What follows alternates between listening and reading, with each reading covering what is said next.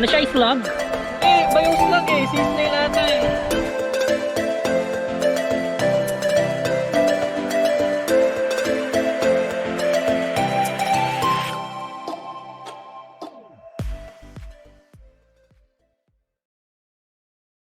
Alright, so what is up mga ka-rider? This is your boy again, Anonymous Rider PH. And ayan, gamit natin ang ating NMAX version 2. So pupunta tayo ngayon ng Team Graffiti dahil magkakaroon tayo ngayon ng moto camping ng Team Graffiti. Dito kaya sila?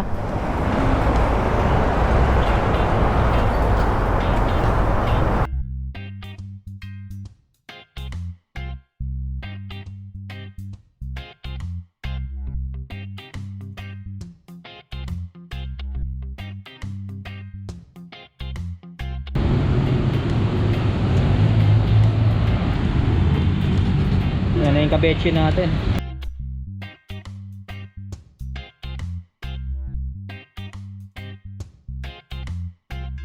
So magbibis muna tayo ng kapote para at least kahit pa paano kung alis tayo mamaya, dire-diretso na tayo doon.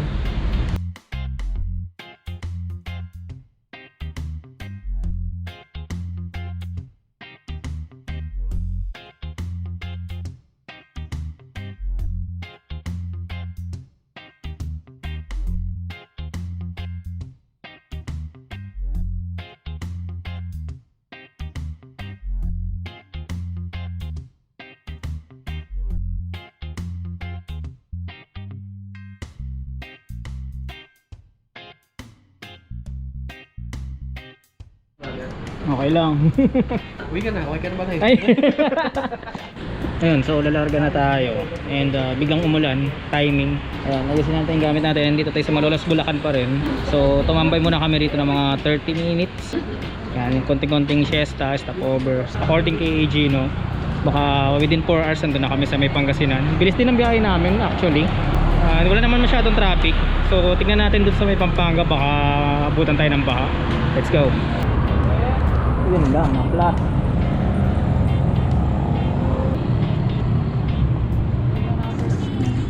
Flat tayo mga Ulit na yan. Kanina pa eh.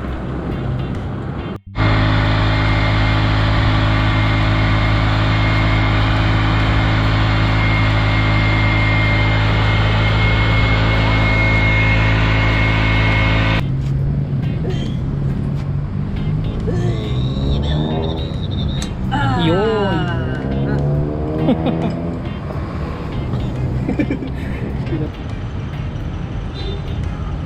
Ito lang din, may pangkalso yung Caltex.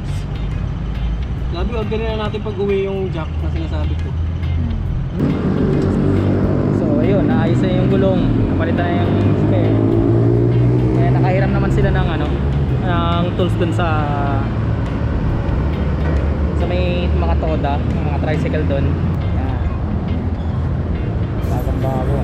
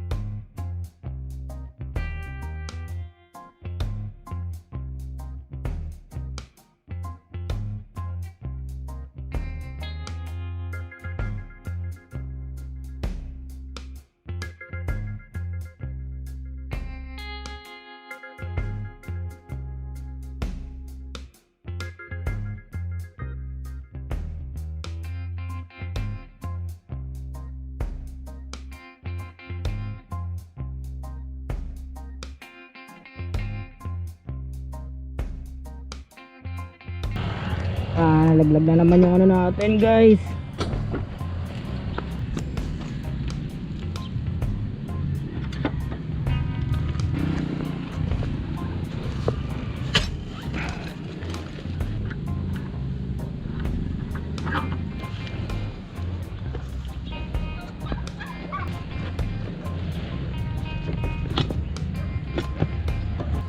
Alright, let's go.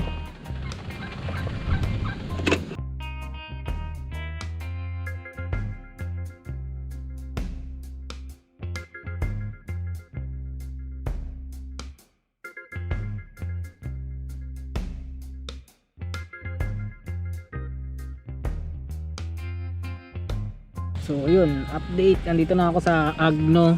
Ito na yung beach. Meron dito parang malaking barko. So para siyang nakadaong na barko lang dito.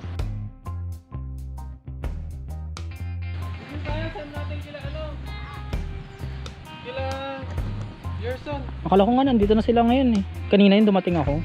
Hala, ang layo no. Pinasok nila yung yung diretso. Kanina may diretsong papuntang beach, di ba? Oo. Ayan natin yung itsura dito.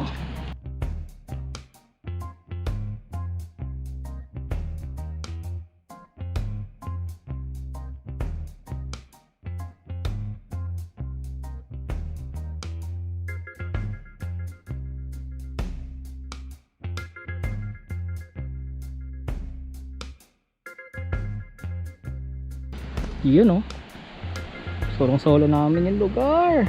Meron dito stranded na barko. Ang tino ng buhangin dito. Beach na banda.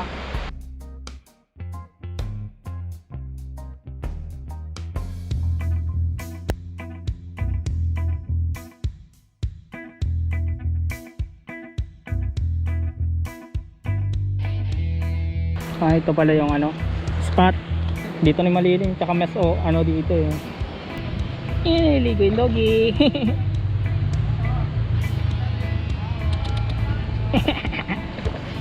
Kita nyo, ang ganda. So try namin kung dito kami pwesto mamaya. Doon tayo maglalatag ng tent. And mainit na rin, so di pa tayo nakatulog.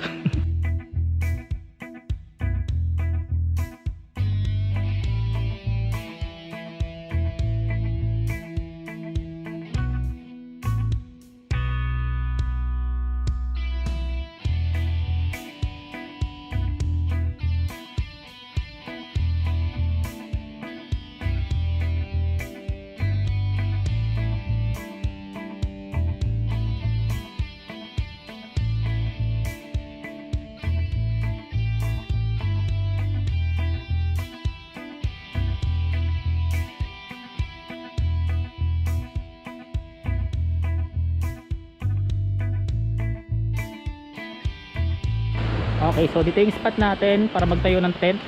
So sa tapat lang siya ng hiningal ako ha. Sa tapat lang siya nitong shipwreck na to.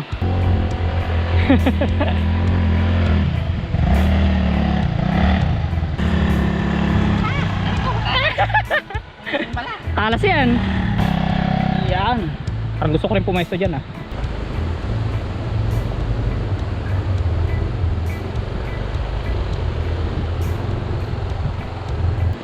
Lipat natin din yung NMAX para nasa silong. Ang dami palang bakawan dito, mga mangrove. Lalaki rin, mas malaki pa sa NMAX. Ugat pa lang yan.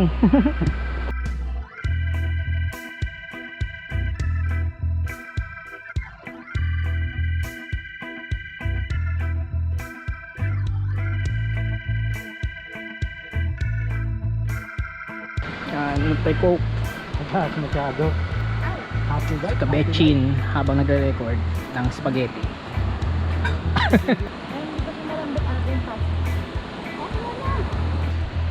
Pero hindi na siya al dente. Nandun sa SM bag. Kaya ko yung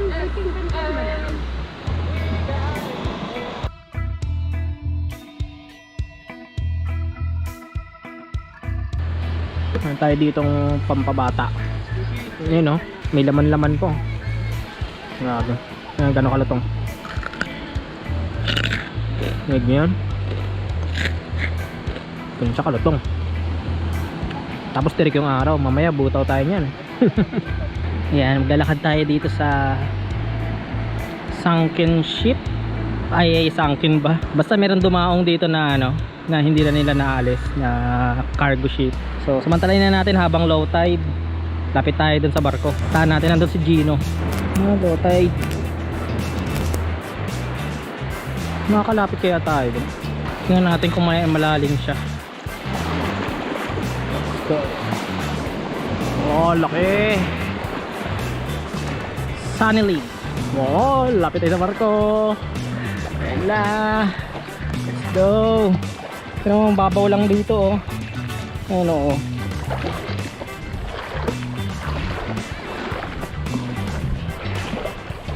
Dito ba sa part na to malalim? Mahawakan kaya natin? Ay, malalim na. Oh.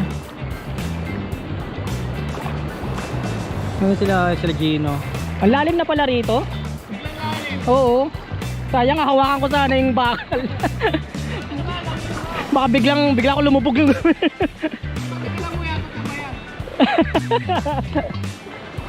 wow, laki. Gog, kinabahan ako. Ano yun? Ano to? Ugat. Kala ko isda.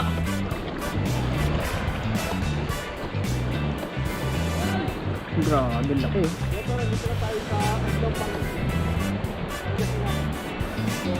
So ito maganda rito. Talaga yung pinapasabas. First time ko makapunta rito, grabe. Solong-solo namin yung buong beach. Mula doon sa coastline nun, no? Hanggang dito. Sa may barko. Ang kitang-kita nyo naman, no? Gusto sana lapitan eh. Biglang lalim kasi. So sanang itry hawakan yung baka biglang tayo lumubog dito eh. Kinabahan ako rito, kala ko malaking isda na patay na ano. Ano lang pala? Lumot. Lumot ba yan o ano ugat? Tali yan eh. Tali ba yan? Tali ng barko. Ayaw, ano kasi isda na halata. O kasi yung ano yung mahaba, yung pag lumabas yung magkakaroon na lindol. Malalim nga oh. Rin! Malalim dyan. Uy! Kita kayo sa gipin. Puno. Yung puno ng mga pinagkabitan natin ng tent. Ay yung bakawan. Oo. Kinabahan nga ako kanina kasi kala ko yung ano niya, yung pin. Malalim. Malalim eh, ayun oh. Dibdib na ni Kuloy, oh. Ang bilis lang dito lang oh. Green Pag nakita mong green na yan, lalim yan. Biglang ganun yan. Pag blue mas malalim. pa kasi naramdam mo yung palalim. Ah, hindi biglang ganun. Puro kalawang na siya. Barko kasi nga lang. So yun na, kamils. Solong-solo namin yung lugar. Okay, let's go. Mamaya pupunta tayo dun. Anong year na punta tong barko dito? Ha? Naalala mo? Ha? Etong taon lang din na to? Ano? Bago-bago lang din pala. Mga anong buwan? Di mo na natandaan. Pero bagyo yun, no? Ayun, so ayun yung history itong bagyong, ayun yung history itong barkong to. Kaya napunta to dito. Sunny Lake, cargo ship. Okay. Isang exclusive na beach. So solo lang ulit natin. Yun, no?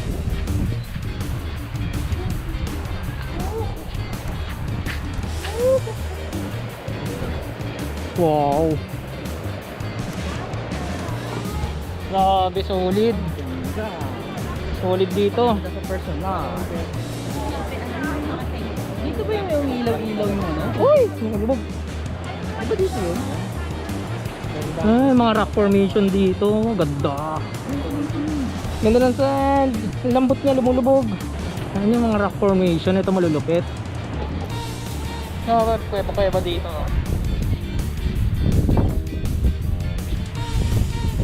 Alright, let's go.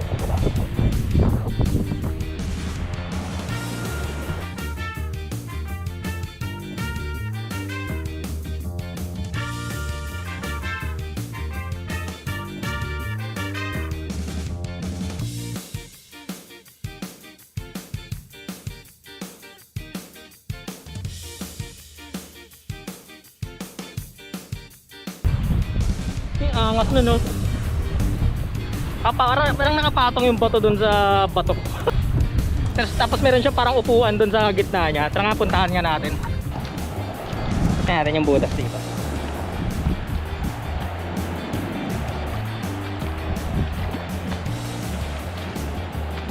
Ooh, ang cute. Butas. In fairness, hindi siya madulas, ha. Pero malambot yung ano niya. Kasi may mga ano siya, tawag dito seaweed. Grabe! Kaya, ganda!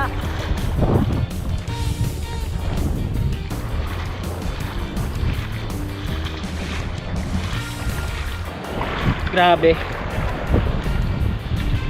Ito ang sinasabi ko na tunay na happiness. Yung kaligayahan na hindi mabibili ng pera. Ito yun. Yung time mo sa sarili, yan. Yung wala kang iisipin problema kahit isang araw lang. Sunset ngayon, nakikita nyo naman. Ano yan, West Philippine Sea. Hindi ko may paliwanag yung ano, pakiramdam ko ngayon, masyado akong relax. Yan, titingin ka lang sa malayo tapos wala lang. Parang alam mo yung feeling na wala kang iniisip kahit sa isang sandali lang. Ganito yun, ito yung tunay na happiness. Yan. Yan ang nagagawa ng pagbumotor. Pupuntahan mo ang bawat lugar na hindi na pupuntahan ng sasakyan. So tara, samahan na natin sila. Tingnan natin yung ginagawa nila dito. Lalim na pala to.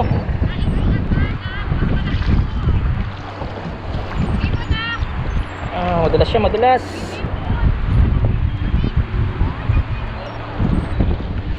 Hindi nakakabigla pag lumubog ka eh. Sa iba, di ba sobrang lamig? Sa ilog, hindi siya yung ilog eh.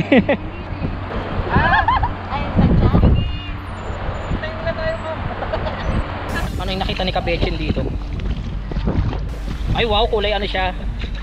Ang cute! Ano siya, slug? Hindi, ba yung slug eh? Sea snail ata eh.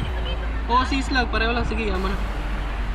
Nagdugo siya, hindi ba makatiyan kapag ginawakan? Hindi ko alam eh. Malalaman ko mamaya. Pag nangati ako. Natapakan ko siya tapos naglabas siya ng purple na ano. Lambot niya. Huwag natin siyang gambalain.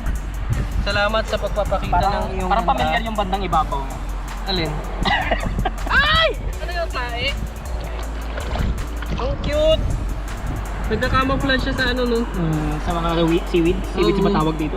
Natapakan ko tapos kala ko dugo ko. Ang cute niya.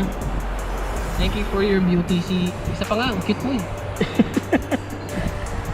Ang cute niya. Kinakain kaya? Siyang slug. Oo. Tapos bigla nangagat eh no? May ano pala no yung ipin. Sa lambot ng katawan niya, yung lakas ng ipin niya. Nagdudugo na. Ay, Ay, ano niya, parang defense depends ano niya yun. Hindi ka poison yun nung nilalabas yun yun. Mamaya pag bumula bibig ko, alam mo.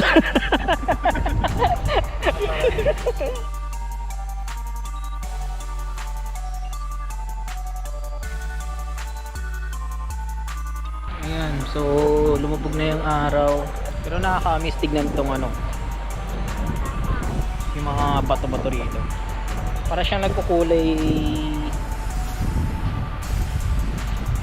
Pasok umiilaw. Ang galing. Yung ano siya tawag dito? Yung nagla-light green kapag ano, hindi siya bato. Ayan. Kapag tuyo yung lumot, kulay ano siya. Ano bang kulay niya? Yan basta nag-neon, light green. So, ganun din dito. Ayan o, napapansin niyo sa camera. Pag basa yung lumot, yan, green lang siya. Pero pag natuyo siya, ito siya. Light green. Ang angas lang niya tignan. Para siyang ano, glow in the dark.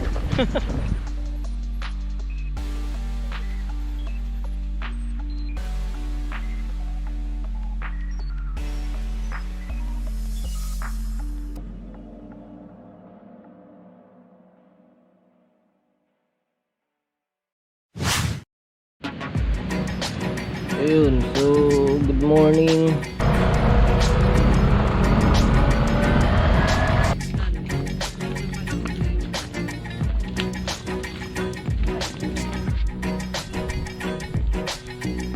Kita niya rito, meron siyang clip. Ayun oh.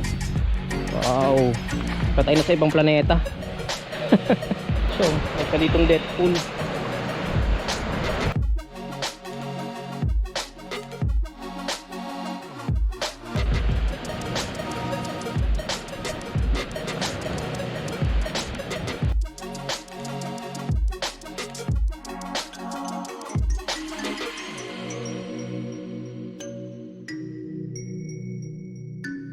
Yan, hindi na masyadong matirik yung araw. Pwede na tayo maligo.